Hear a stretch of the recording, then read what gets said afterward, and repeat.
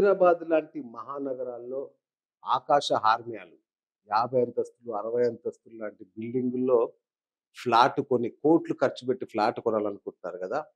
ఒక్క నిమిషం ఆగండి. సుప్రసిద్ధ జ్యోతిష్యులు డాక్టర్ ప్రదీప్ జోషి గారు ఏం చెప్తారో విన్నాకే ఒక డెసిషన్ తీసుకుందురు గాని. Hi viewers! నేను మీ BS. Welcome to BS talk show. So, కొంతకాలంగా ప్రకృతి విపత్తులు చూస్తున్నాం. భూకంపాలు, సునామీలు, అట్లాగే మన రియల్ ఎస్టేట్ పతనం గావచ్చు. ఎటు చూసినా గూడా ఒక కల్లోలిత, సంక్షోభిత సమయంలో ఉన్నాం మనం. అట్లాగే మన నిత్య జీవితంలో ఎన్నో సమస్యలు. వీటికి పరిష్కారం ఎవరు చెప్పాలి? జ్యోతిష్య పరిష్కారాలు ఎలా ఉండాలి అంటే, మన డాక్టర్ ప్రదీప్ జోషి గారి దగ్గరకొచ్చాము. ఆయన గురించి పరిచయం అక్కర్లేని మహాజ్యోతిష్యులు. గత 2 దశాబ్దాలుగా ఆయన గురించి తెలియని వారు లేరు. 3 3 పీజీలు, ఒక పీహెచ్‌డీ జ్యోతిష్యంలో చేసిన అరుదైన జ్యోతిష్యులు ఆయనొకరు. మరి ఆయన్నడిగి మన నిత్య జీవితంలో ఎదుర్కొంటున్న అనేక సమస్యలు, ఇప్పుడు రాబోయే పెళ్ళిళ్ళు, ఈ యొక్క పెళ్లి ముహూర్తాలు ఎలా ఉన్నాయి? ఎలాంటి ముహూర్తంలో పెళ్లిళ్లు జేసుకోవాలి? అసలు విడాకులు ఎందుకవుతున్నాయి? ఉద్యోగాలు ఎందుకు రావట్లేదు? వ్యాపారం ఎందుకు ఫెయిల్ అవుతున్నాయి? ఎంత ఎంత 100% కష్టపడ్డ వ్యాపారాలు ఎందుకు ఫెయిల్ అవుతున్నాయి? ఇట్లాంటి ఎన్నో సమస్యలకి పరిష్కారాలు తెలుసుకునే ప్రయత్నం చేద్దాం. గురుగారు నమస్తే అండి. ఎలా ఉన్నారు గురుగారు? చాలా రోజుల తర్వాత. ఆ! గ్రేట్. గ్రేట్. నిజంగానే. అంటే మీరు బహుశాస్త్ర కోవిదులు. యోగ శాస్త్రం కావచ్చు, అటు ఆయుర్వేదము, వాస్తు, యోగా అనేక శాస్త్రాల్లో మీరు అద్భుత ప్రావీణ్యం ఉంది. ఫుల్ బిజీగా ఉంటున్నారు గూడా. శ్రీచక్ర పీఠం ఎలా నడుస్తుంది గురుగారు? శ్రీ గురుభ్యో నమః. శ్రీమాత్రే నమః. ఈ సమస్తమైన జగత్తంతా కూడా అమ్మవారి యొక్క సృష్టి. ఆ అమ్మవారి దయ వల్ల నాకు తొందరగా శ్రీ విద్య అనుగ్రహం కలిగింది కాబట్టి అవును. శ్రీచక్ర పీఠం అమ్మవారు పెట్టడం జరిగింది. చక్కగా అమ్మవారి యొక్క అనుష్ఠానము, పూజలు అన్ని బాగా జరుగుతున్నాయి. బ్రహ్మాండంగా. దేవాలయం కూడా ఎవరైతే మా సాధకులు, హ్మ్. నా ఫాలోవర్స్ ఎవరైతే ఉన్నారో వాళ్ళందరి యొక్క సపోర్ట్ తోటి దేవాలయ నిర్మాణం కూడా అద్భుతంగా దేవాలయ నిర్మాణం అయ్యింది. అయిపోయిందా గురుజీ? దేవాలయ వావ్! నిర్మాణం అయిపోయింది. సూపర్. 365 కేజీల పంచలోహ శ్రీచక్రం అక్కడ మేము ప్రతిష్టాపన చేయడం జరిగింది. ఆ! అక్కడ వెళ్ళి కూర్చొని ఒక 48 నిమిషాల పాటు ఆ శ్రీచక్రం ఆరాలో కూర్చొని మెడిటేషన్ చేసుకొని మీరు రూపాయి ఖర్చు పెట్టాల్సిన అవసరం లేదు. అక్కడికి వెళ్ళి 48 నిమిషాల పాటు అక్కడ కూర్చొని ధ్యానం చేసుకొని వెళితే చాలు.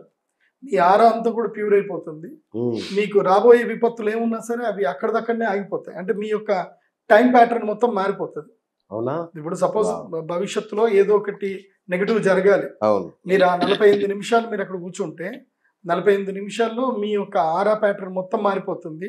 మీ ఫ్యూచర్ ప్యాటర్న్ ఏదైతే జరగాలో అవన్నీ అక్కడిదక్కడక్కడ ఆగిపోతాయి మొత్తం. బా! సో నెగటివ్స్ ఏమైతున్నాయో ఆల్మోస్ట్ కర్మను కూడా తీసేస్తుందా? మరి శ్రీచక్రం అంటేనే అది కదండి, టైం ఆ. ట్రావెల్ కదా. శ్రీచక్రం అంటేనే టైం ట్రావెల్. ఓహ్! మీరు శ్రీచక్రం దగ్గరికి వెళితే వాస్తవం ఉంటే బ్రహ్మలోకంలోనూ టైం నడుస్తూనే ఉంటుంది. ఎందుకోసం అంటే అవును. బ్రహ్మదేవుడికి కూడా ఆయుష్ ఉంటుంది. ఓకే. శివలోకంలోనూ ఆయుష్ ఉంటుంది. శివలోకానికి కూడా టైం ట్రావెల్ ఉంటుంది. విష్ణులోకంలోనూ విష్ణువుకి ఆయుష్ ఉంటుంది. ఈ 3 లోకాలకు అతీతమైన లోకం మణిద్వీపం. ఓకే. ఆ మణిద్వీపంలో టైం ఉండదు ఇంకా. అక్కడ అంతే ఇంకా. అది అందుకోసమే లలితా సహస్రనామం మనం చూస్తే అమ్మవారి దర్శనం కోసం అని చెప్పి 1,000,000 రుద్రులు, 1,000,000 బ్రహ్మలు, 1,000,000 విష్ణువులు అమ్మవారి దర్శనం కోసం వచ్చారు అని ఉంటుంది. ఓకే. అంటే ఒక్కొక్క కల్పానికి, అంటే ఒక మహాయుగానికి, కొన్ని కల్పాలకు, కొన్ని మన్వంతరాలు అన్ని కూడా కలిపితే బ్రహ్మకి ఒక క్షణ ఆయుష్ అన్నట్టుగా చెప్తారు. హ్మ్. ఒక సగం రోజున ఇట్లా చెప్తారు. అవును. అట్లాంటి బ్రహ్మదేవుని, అట్లాంటి 500 మంది బ్రహ్మ కలిపితే ఒక విష్ణువు. అలాంటి కొంతమంది కోట్ల విష్ణువులు, కోట్ల రుద్రులు కలిపితే అక్కడ అమ్మవారి యొక్క లోకంలో అమ్మవారు ఇలా కను మూసి కను తెరిచేంత సమయం. వా! సో అక్కడ టైం అనేది ఉండదు. అందుకే జీవితంలో మనము, అంటే నాకు అర్థమైంది ఏంటంటే, నేను అష్టాదశ పురాణాలు, వేదాలు అన్ని చదివిన అన్నీ తర్వాత చదివారు కదా! అవును. నాకు అర్థమైంది ఏంటంటే ఈ సమస్త సృష్టి మొత్తం కూడా అమ్మ దగ్గరనే ఉంది. అంతేగా, అమ్మే కదా! జగన్మాత లలిత త్రిపుర సుందరి అమ్మవారు. ఆ అమ్మవారి దగ్గరనే ఇంకా అన్ని ఉన్నాయి. ఇంకా ఆ అమ్మని పట్టుకుంటే ఇంకే ఉంది, మనం అందరినీ దాటుకొని పోవచ్చు ఈజీగా. అయితే గురుగారు, ఈ కలియుగ దైవం వెంకటేశ్వర స్వామి అంటారు. ప్రస్తుతం నడుస్తుంది, మనం చూస్తున్నాం. మీరేమో శక్తి ఆరాధన, ఈ కలియుగంలో శక్తి ఆరాధనే ముఖ్యం అంటున్నారు. ఏది అంటే ఎట్లా తీసుకోవాలి దీన్ని? ఇప్పుడు కలికాలానికి అధిష్టాన దేవత ఎవరు అనేది ఉండదు. అచ్చా. ఎందుకోసం అంటే కలి అంటే అర్థం ఏంటంటే దుష్టుడు, ఓకే. కలికాలం అంటే దుష్టత్వం, అచ్చా. కలికాలం అంటే నమ్మక ద్రోహం, కలికాలం అంటే మాట తప్పడం, కలికాలం అంటే ఆకలి చావులు, కలికాలం అంటే స్త్రీలకి విచ్చలవిడితనం రావడం. ఓకే. సో కలి అంటే మొత్తం అప్రాకృతికం. ఇప్పుడు మీరు చూడండి, కలికాలంలో ప్రాకృతికంగా దొరికే వాటికి విలువ ఉండదు. అప్రాకృతికంగా ఏదైతే దొరుకుతాయో అంటే అన్యాచురల్ థింగ్స్ ఏవైతే అవును, ఉంటాయో వాటికి వాల్యూ ఎక్కువ ఉంటుంది. అవును, ఇప్పుడు ఉదాహరణకి గీత కార్మికులు ఉంటారు, అవును, వాళ్ళు తాటి కళ్ళు తీస్తారు, అది ప్రాకృతికం, అవును, దానికి విలువ ఎంత ఉంది. స్పిరిట్ తయారు చేస్తాడు, దాని విలువ ఎంత ఉంది. ప్రకృతికి విలువ ఎక్కువ ఉందా, అప్రాకృతిక విలువ ఎక్కువ ఉందా? అప్రాకృతికమే. అది కలికాలం అంటేనే అది ప్రకృతి ఉండదు, అప్రాకృతే ఉంటుంది. అవును, సో ఏది దైవానికి విరుద్ధంగా చేస్తావో, ఏది ప్రకృతికి విరుద్ధంగా చేస్తావో దానికి డిమాండ్ ఎక్కువగా ఉంటుంది. అవును. కలి ప్రభావమే అది. అందుకే ఈ కలికాలములో రెండు పని చేస్తాయని చెప్పారు. అతి శీఘ్రం ప్రసన్నవుతావు కలవు చండి వినాయకం. ఓకే. కలికాలంలో అతి శీఘ్రంగా ప్రసన్నం చెందేటువంటి వారు ఇద్దరే, చండి వినాయకుడు ఇద్దరు. ఓ, అంటే అమ్మవారు వినాయకుడు, వీళ్ళిద్దరూ తొందరగా మనకి ప్రసన్నులు అవుతారు, మనని అనుగ్రహిస్తారు. ఓకే. ఇది శాస్త్రవచనం. రైట్. కానీ కలికాలంలో దుష్ట శిక్షణ శిష్ట రక్షణ. అవును, అంటే దుష్టుల్ని శిక్షించాలి, శిష్టుల్ని రక్షించాలి. అవును, రక్షించాలంటే ఎవరొన్నొకళ్ళు స్థిరంగా ఇక్కడనే ఉండాలి. అవును, అది ఎవరు ఉండాలి అని అంటే శ్రీ మహావిష్ణువే. ఎందుకోసమంటే సృష్టి స్థితి లయము లోపల, సృష్టి అంటే ఏంటి, పుట్టించడం. అవును, పుట్టించేవాడికి పెద్ద పని లేదు, పుట్టించి పాడేస్తాడు ఆయన, అవును. తలరాత రాసి పాడేస్తాడు బ్రహ్మదేవుడు. లయం ఏముంటది, పోయేటప్పుడు చంపేసి తీసుకెళ్ళిపోతాడు. ఆయన ఎంతసేపు శివుడు ఇట్లా ఒక చిటికేస్తే చాలు మొత్తం భూమి అంతా అతలాకుతలం అయిపోయి అవును. ఒక క్షణంలో అందరూ చనిపోతారు. కానీ మెయింటెనెన్స్ చేయడం కష్టం కదా. అదే కదా main. Maintenance is most important. అవును. సో మెయింటెనెన్స్ బాధ్యత ఎవరిది అంటే శ్రీ విష్ణువు. మహావిష్ణువు. కాబట్టి శ్రీ మహావిష్ణువు ఏం చేశాడు, అందరికి ఇచ్చిన వరాలకు అనుకూలంగానే కలికాలంలో కలవు వెంకటనాయక, కలికాలంలో ఏమయ్యాడు, ఆయన విగ్రహమూర్తి రూపంలో వచ్చి కూర్చున్నాడు. నేను అందరి మాట వింటా, కాకపోతే ఏంటంటే ఒక రూల్ ఉంది, కలికి ఒక వరం ఉంది. ఏంటంటే కలికాలంలో విష్ణు అవతారం లేదు, అది అవతారం లేదు, విష్ణువుకి అవతారం లేదు కలికాలంలో. సో అందుకే కలి విచ్చలవిడిగా వెళ్ళిపోతాడు. కాబట్టి కలికాలంలో విష్ణువుకి అవతారం లేదు కాబట్టి విష్ణు అన్నాడు, నేను అవతారం ఎక్కడైతే నేను వచ్చి నిల్చుంటా అక్కడ. మరి కల్కి ఎవరు? కలికి అవతారము కలియుగం అంతంలో అవుతుంది. ఇంకా కలియుగం అయిపోతుంది అంటే ఇక కలికి అవతారం వచ్చింది అంటే కలియుగం అయిపోయింది అని అర్థం. సో అప్పుడు కలికి అవతారం వస్తుంది. ఓ కలికి అవతారం అంటే వచ్చేసరికి మనం ఎంత ఉంటాం తెలుసా, మనం అందరం కూడా వెంప చెట్టుకి నెచ్చనేసుకొని ఎక్కుతాము అని అంటారు. మనం అంత పొట్టోళం అవుతాం. ఇప్పుడు మన 18th లో వెళ్ళారనుకోండి, 1718 లోకి వెళ్తే అందరూ 6 feet ఉన్నారు. 19th century అయింది, 6 feet పోయింది, 5 to 6 feet మధ్యలో అయిపోయింది.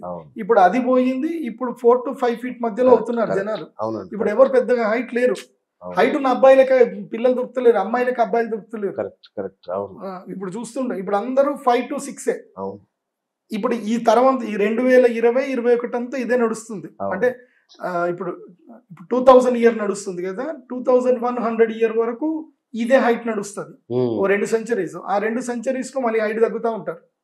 అంటే ఎవల్యూషన్ ప్రాసెస్. సో ఎలాగైతే హైట్ పెరుగుతున్న పెద్ద వాళ్ళు, ఎందుకోసం అంటే మహాభారత కాలంలో 18 feet ఉండేవాళ్ళు అందరూ.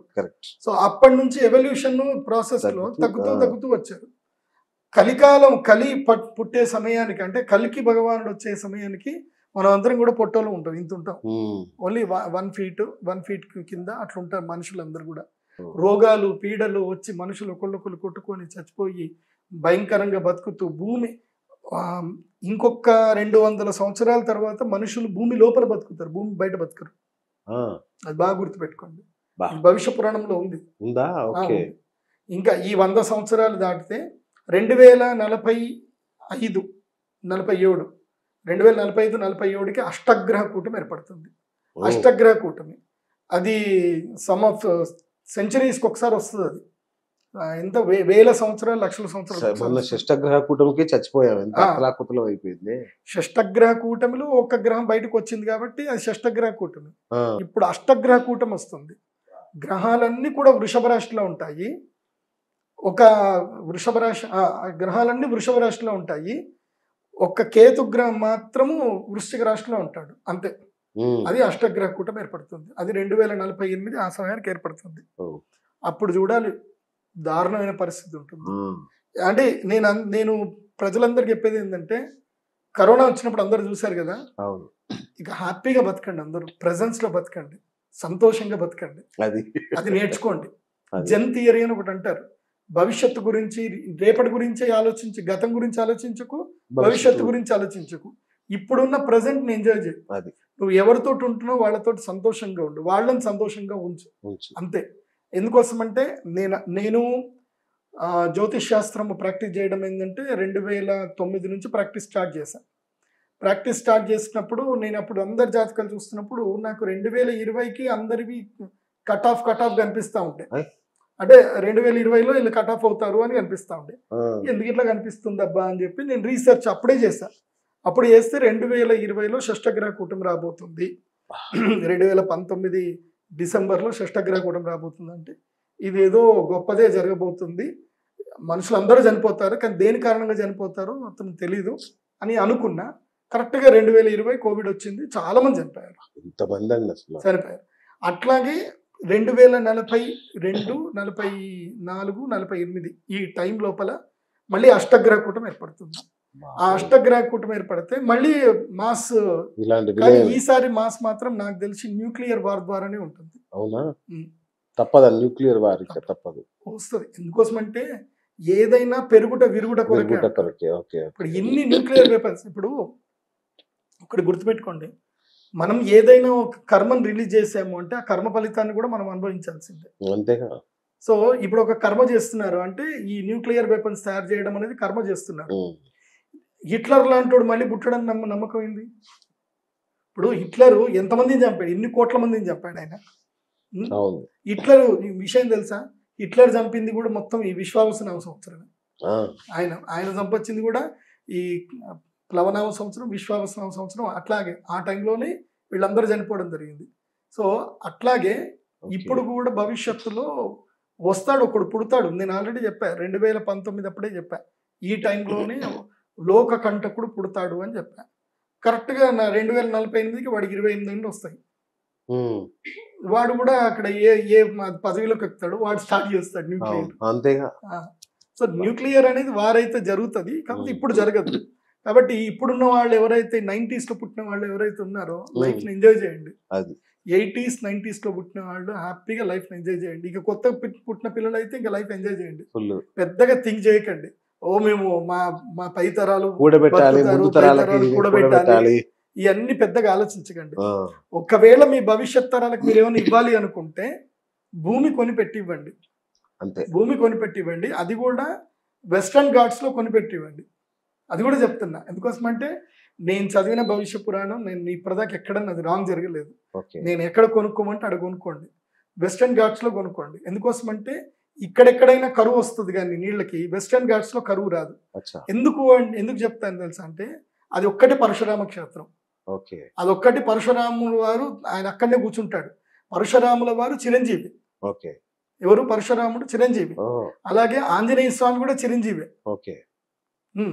బలి చక్రవర్తి చిరంజీవి. ఆ, ఈ ముగ్గురు ఇదే కోస్టల్లో ఉంటారు, వెస్ట్రన్ ఘాట్స్ లోనే ఉంటారు. ఓకే.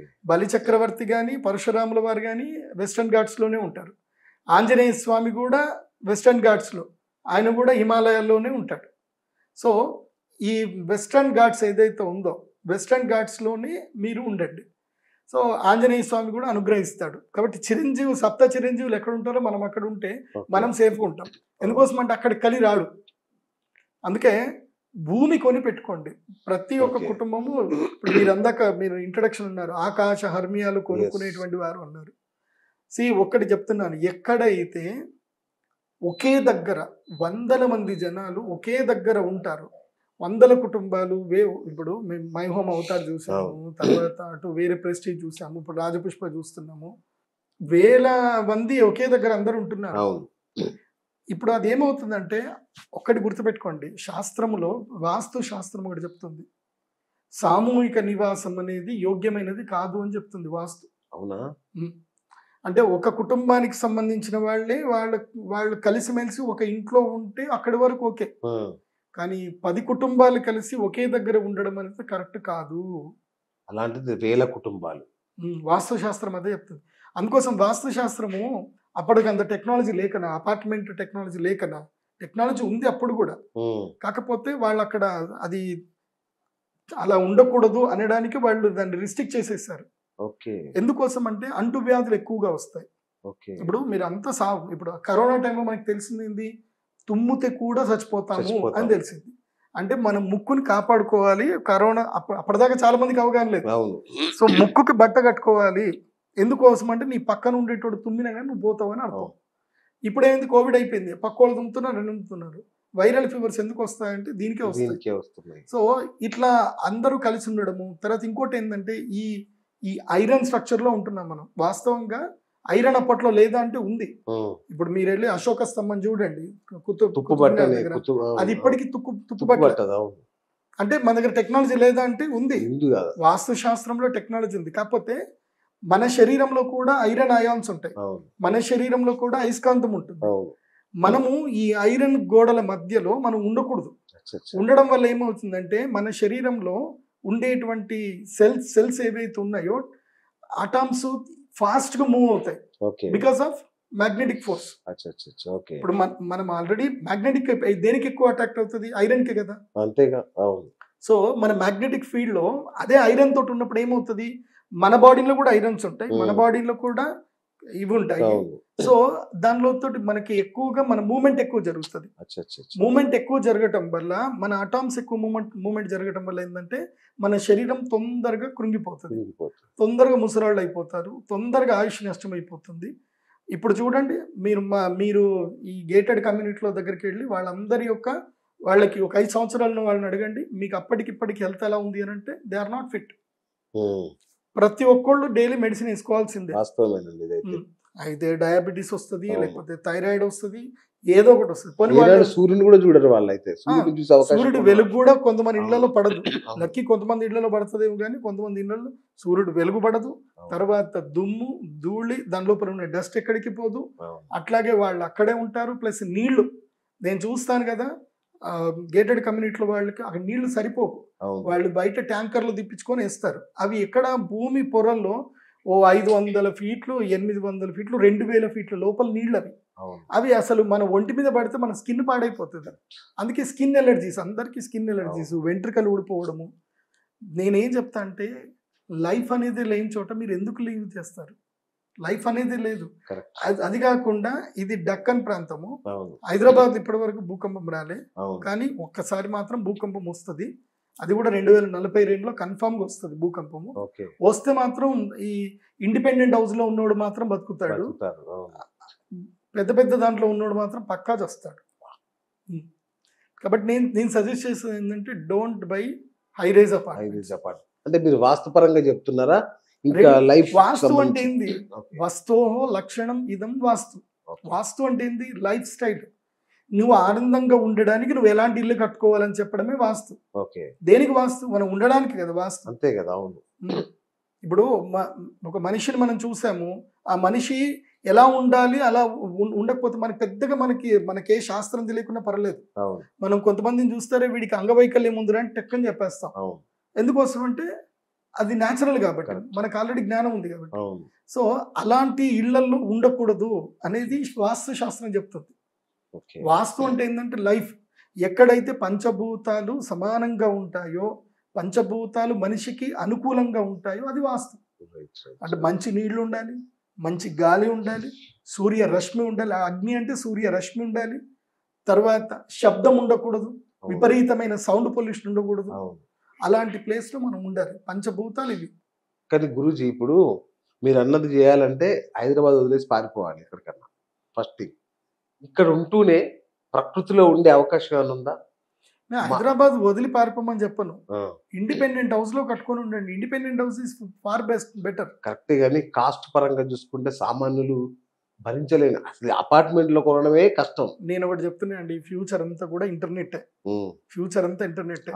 ఇప్పుడు గనక స్పేస్ ఎక్స్ గనక ఇంటర్నెట్ ప్రొవైడ్ గనక ఇస్తే గనక మీరు హాయిగా పల్లెటూరులో కూర్చొని 100 MBPS మీరు ఇంటర్నెట్ వాడుకుంటూ మీరు అక్కడి నుంచి అన్ని పనులు చేసుకోవచ్చు.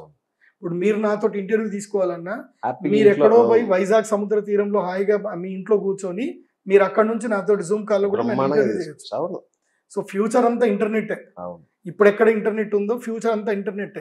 సో ఫ్యూచర్ ఇంటర్నెట్ ఎక్కడైనా వచ్చినప్పుడు నువ్వు ఎక్కడైనా బతకొచ్చు కదా. హ్యాపీగా. సో నువ్వు ఇక్కడనే బతకాలి అని అనుకోవడం మూర్ఖత్వం. ఓకే. నీకు లైఫే లేనప్పుడు నువ్వు లైఫ్ ఉండేందుకు? ఎట్లా కోరుకుంటావు నువ్వు ఇక్కడ? ఓకే. నీకు ఆయుష్య పెరగట్లే, రోగాలు వస్తున్నాయి. Okay. So better you leave in a peace of location. Okay. నేనంటా అంటే అంటే ఇప్పుడు కోవిడ్ వచ్చింది, మనకి సప్లై ఛానల్ బాగుంది కాబట్టి మనము బతకగలిగాం. అవును. రైతులు పంటలు పండించారు, కోవిడ్ వచ్చినా వాళ్ళు పంటలు పండించారు కాబట్టి బతికాం. కానీ 2048 తర్వాత ఆ సిచ్యువేషన్ ఉండదు. అవును. నీకు సప్లై ఛానల్ బంద్ అయిపోతుంది. ఉమ్. బయట ఎవడు పోయినా సరే వాడిని చంపేస్తారు. బా. ఊరికి గన్నులు పట్టుకొని కూర్చుంటారు. గన్ కల్చర్ పెరుగుతుంది. బా. ఏ సప్లై ఛానల్ ఉండదు. మా ఊరి మీదకించి ఒక వ్యాన్ పోతుంది, నాకు ఆకలి వేస్తుంది, మేము ఇంకా చట్టం పనిచేయదాడ, ఇంకేం చట్టం? నేను ఆపేస్తా, వ్యాన్ ఆపేస్తా, నేను నాకేం కావాలో నేను తీసుకుంటా. సో సప్లై ఛానల్ బంద్ అయిపోతుంది. అప్పుడు ఏం చేస్తావు? అపార్ట్మెంట్లో కూర్చొని అపార్ట్మెంట్లో పంట పండించుకుంటావా? కుండీలలో అన్నం పండించుకుంటావా? బియ్యం పండిస్తావా? So think about future. Astrology ఎప్పుడు ఫ్యూచర్ చెప్తుంది. సో నువ్వు ఇంత ఒక 1000 SFTలో నువ్వు ఇల్లు కట్టుకొని నువ్వు ఉండి, నాకు ఇది రేటు పెరిగిపోతుంది, 1000 కోట్లు అవుతుంది, ఇప్పుడు నేను 1.5 కోటి కొన్నా, ఇంకో 20 ఏళ్లలో 3 కోట్లు అవుతుంది. 3 కోట్లు ఏం చేసుకుంటావు? నువ్వు అన్నం తిననప్పుడు నీకు అన్నం దొరకదు, ఇక్కడ నీకు లైఫ్ దొరకదు, ఏం చేస్తావు? 3 కోట్లు నీ పిల్లలకు నువ్వు అనారోగ్యం ఇచ్చినవాడు అవుతావు. So I suggest high rise buildings not good. Normal communities okay, ఒక 5 ఫ్లోర్ల వరకు కమ్యూనిటీస్ ఓకే, అక్కడి వరకు ఓకే. అంటే 20 ఫ్యామిలీస్ ఒకే దగ్గర, ఒక 20 ఫ్యామిలీస్ వరకు పర్వాలేదు, ఓకే, నాట్ బ్యాడ్. కానీ నీ ఇండిపెండెంట్ హౌస్, నీ ఇల్లు, వర్షపు నీళ్లు దాచిపెట్టుకుని నీళ్లు తాగు. ఇప్పుడు వర్షం నీళ్లు నీ ఇంటి మీద పడతాయి, నీది ఇండిపెండెంట్ హౌస్ అబ్బా, వర్షం నీళ్లు పడ్డాయి నీ ఇంటి మీద, కింద కుండి తవ్వుకున్నావు, పెట్టేసుకుని రోజు అవే వర్షం నీళ్ళు తాగుతున్నావు. నీకు మున్సిపల్ వాటర్ అవసరం లేదు. మొన్న మున్సిపల్ వాటర్లో మొన్న ఏం జరిగింది, ఇది నల్లకుంట దగ్గర శ్రీరామ్నగర్ లో పైన ట్యాంక్ ఉంటది కదా, ఎవడో దూకి చచ్చిపోయాడు. ఆ వాటర్ అట్లనే వచ్చినాయి. అది ఆ మధ్య న్యూస్ కూడా అయ్యింది. అక్కడ కూడా నల్గొండలో కూడా జరిగింది. మనం దాన్ని కూడా నమ్మలేం. మనం ఏది నమ్మలేం. ఇప్పుడు ఉదాహరణకి ఎవరైనా సరే బుద్ధి బాగలేక వచ్చే మంచి నీళ్ళు ఏదైనా దరిద్రం కలిపాడే అనుకుందాం, ఒకేసారి మా సత్యాలు జరగదు. సో అందుకోసమే శాస్త్రం ఏం చెప్తుందంటే, నువ్వు ఎప్పుడు వేరే వాడిని నమ్మకం చెప్తావు శాస్త్రం. నువ్వు నీది ఒకటి, నీ నోట్లోకి ఏదైతే పోతుందో, నీ ముక్కులోకి ఏదైతే పోతుందో దాన్ని నువ్వు ఫస్ట్ నువ్వే కాపాడుకోవాలి. వాసన, గాలిని పరిశుద్ధంగా ఉండే ప్లేస్ లో ఉండాలి, లేదంటే నీ లంగ్స్ పాడైపోతే నాశనం అయిపోతాయి. తిండి తినే ప్లేస్ కూడా బాగుండాలి. నీళ్లు, తిండి, ఇవి రెండు నీ యొక్క అబ్జర్వేషన్ లోనే జరగాలి.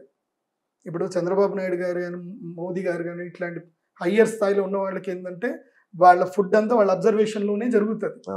ఎందుకోసం అంటే వాళ్ళు ఎంతో మందికి ఉపయోగం కాబట్టి. అట్లాగే నీ ఫ్యామిలీకి కూడా నువ్వు మోదీ కదా, నీ ఫ్యామిలీ కూడా నువ్వు ప్రైమ్ మినిస్టర్, మహారాజే కదా. సో నీ ఫ్యామిలీని కూడా నువ్వు కాపాడుకోవాలి కదా. నీ ఫ్యామిలీకి నువ్వు ఏదైనా అన్నం పెడుతున్నావు అంటే అది ఎలా తయారవుతుంది అనేది నీకు తెలియాలి కదా. సో అందుకోసమే పూర్వకాలం కూడా మాకు పద్ధతి ఉండేది, బయట ఎక్కడ తినకరా మమ్మల్ని తిట్టేటోళ్ళు. మేము బయట ఎక్కడ తిన్నామంటే మమ్మల్ని మా యూనివర్సిటీలో, మా క్యాంపస్ లో అయితే బయట ఎక్కడైనా తింటే కొట్టేవాడు మమ్మల్ని. అంటే ఆ భయం ఉంచేవాడు మాకు, బయట తినొద్దు అని భయం ఉంచేవాడు. అది బయట తింటే తప్పని కాదు, తప్పు ఎందుకోసం అంటే నీ ఆరోగ్యం పాడైపోతుంది అన్న అర్థం తెలుసుకోవాలి. కాబట్టి బయట ఎక్కడ పడితే అక్కడ తినకూడదు, ఎక్కడ పడితే అక్కడ నీళ్లు తాగకూడదు. సో నీటిని నువ్వు కాపాడుకో అని చెప్తున్నారు. అదే వాస్తుశాస్త్రం. అంతకుమించి ఇంకోటి ఏం లేదు. బతకడమే జీవితం. జీవితమే లేనప్పుడు, అదే సినిమా ఈ మధ్య చూసా, కుబేర సినిమాలో, చచ్చిపోవద్దు మేడం, బతుకు కోసం బతకాలి అని అంటాడు. నీకు బతికే లేనప్పుడు నువ్వు ఎందుకు బతుకుతావు చెప్తూ?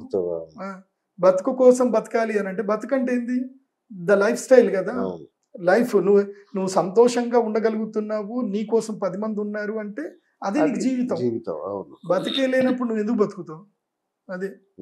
కాబట్టి నేను సజెస్ట్ చేసేది ఏంటంటే అందరికి, don't go for high rise, go for independent house. Even కొంచెం దూరమైనా పర్వాలేదు, కానీ ఇండిపెండెంట్ హౌస్ తీసుకోండి. మీకంటూ రెయిన్ వాటర్ ని స్టోర్ చేసుకోండి. మీ ఇంట్లోనే చిన్న గార్డెన్ పెట్టుకోండి, చక్కగా మీ ఇంట్లోనే కూరగాయలు పండించుకోండి, మంచిగా తినండి, హ్యాపీగా ఉండండి. అండ్ మీ 10 తరాలకు అది మీరు ఇవ్వచ్చు. 10 తరాలకు కాదు, 100 తరాలకు ఇవ్వచ్చు. మీరు ఎవడు అమ్ముకుంటే చాలా. అదే మీరు అపార్ట్మెంట్ మీరు ఒక తరం కన్నా ఎక్కువ ఎవరికి ఇవ్వలేరు.